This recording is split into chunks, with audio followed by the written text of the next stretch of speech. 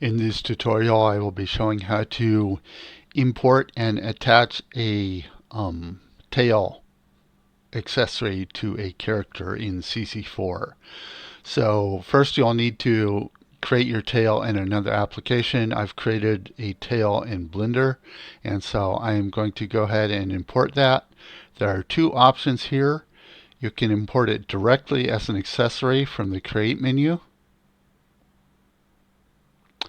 or a prop there, of course, or you can import it as a prop from the File menu. I usually import it as a file just from the File menu. I'm not sure why, I'm just used to that.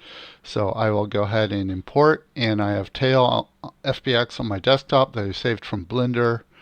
I will go ahead and open that file, and I want it to be a prop. And there it is. And you'll see I haven't textured it or anything.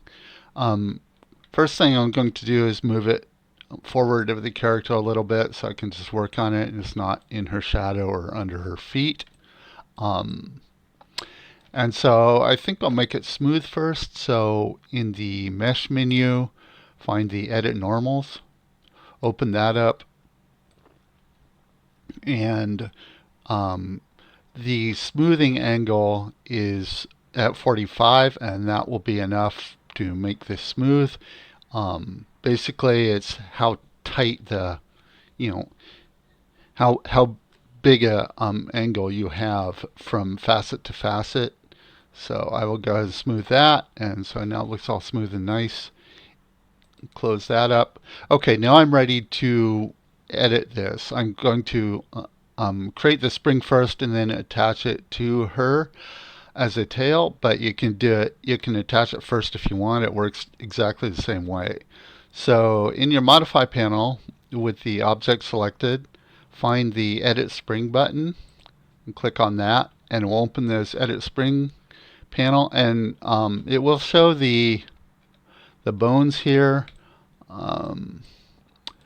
They're very white in this case, and unfortunately in this option we don't have a way to change their color, so you might want to change the color of the model or just squint a little bit.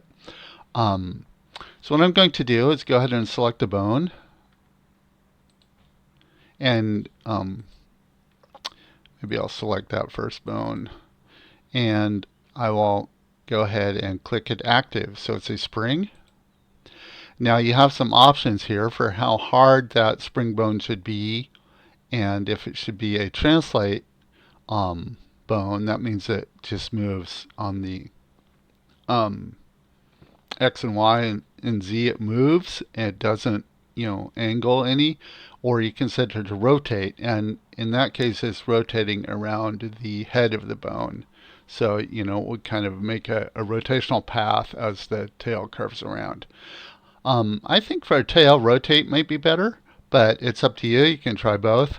I'm going to set mine to rotate, and I'm going to leave the hardness just as it is for now. And we're creating a bone group now as we do this, so I'm going to select the next bone, select active. I'm going to tell it to be a rotate bone too.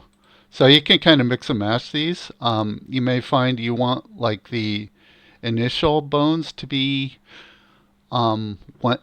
translate, and the later to be rotate, or whatever works. You can kind of mix and match and can change these later too. So I'm just going to go through here and do a bunch of these. And you don't need to set every bone to spring either. You can have ones that don't have springs. So if you need like a more rigid area with no spring at all, you can do that, or just lessen its, make it harder or softer depending what you need.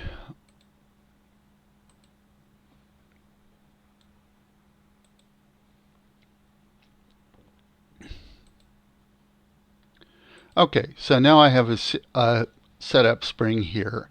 Now it's a spring group, and you can kind of do some overall effects as well. So you can come back and play with that later. But what I'm going to do now that I have the whole thing set up is just go ahead and close that. And I'm going to position the tail where I want it to be attached to the character. So I will go ahead and use my translate gizmo. You can just press W on your keyboard and move it up to about where I want it. And then I'm going to rotate it. Press E on your keyboard or select in the toolbar. Rotate it out straight. Okay, you see how it's bending down a little bit? That's the bending of the bones because I chose the rotate spring.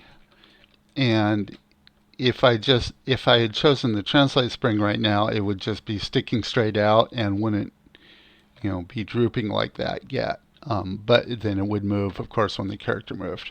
So I'm going to now go down to my attach section. And if you imported it directly as an accessory, then there would be a name here already. I'm going to choose Pick Parent because I haven't assigned it yet, and click on where I want the tail to connect. And it's going to be probably right there. And that turns out to be the character's pelvis.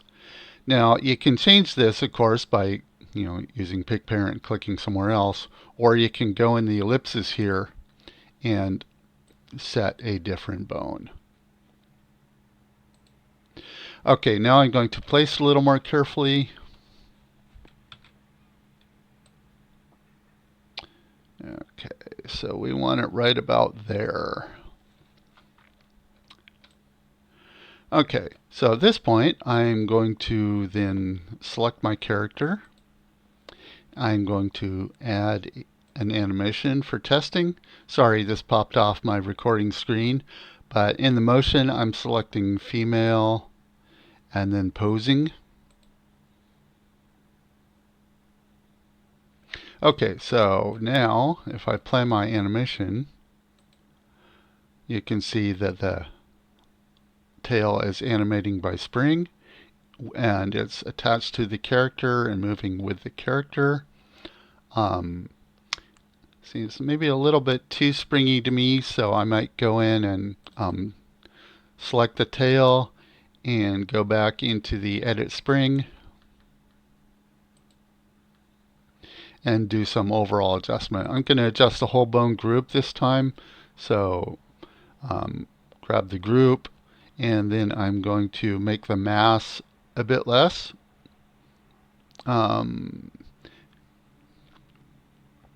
And then probably bring the strength up a bit, and then I'll go ahead and try that.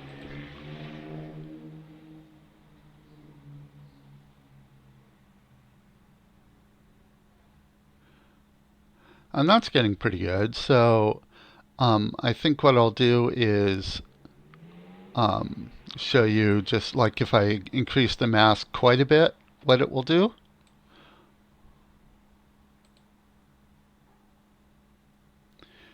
And you may need to play with the other adjustments as well. Maybe less bouncy would be good.